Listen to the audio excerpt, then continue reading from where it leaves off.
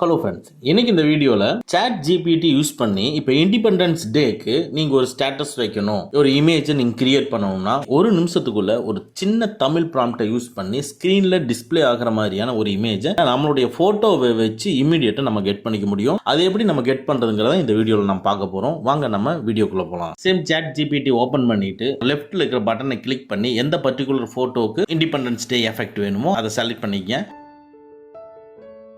அதுக்கப்புறமா இந்த படத்தில் இருக்கும் நபர் காற்றில் அசையும் ஒரு இந்திய தேசிய கொடி இரு கைகளிலும் உறுதியாக பிடித்துள்ளார். அவ்வளவுதான் ப்ராம்ப்ட்.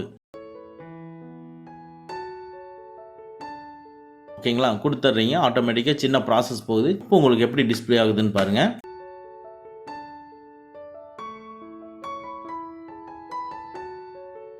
நம்ம அட்டாச் பண்ண இமேஜ் அப்படியே தேசிய கொடிய கைகளில் கிரிப்பா பிடிச்சிருக்கிற மாதிரி ஒரு இமேஜ் வருது. சம்டைம் இந்த ப்ராம்ப்ட் உங்களுக்கு ஒர்க் ஆகலை, வேற மாதிரி உங்களுக்கு டிஸ்பிளே ஆகுது அப்படின்னா இன்னொரு ப்ராம்ப்டை நான் அட்டாச் பண்ணிக்கிறேன். அது மாதிரி உங்கள் ஃபோட்டோவை அட்டாச் பண்ணி டைப் பண்ணி போடுங்க, உங்களுக்கு கிளியராக வந்துடும்.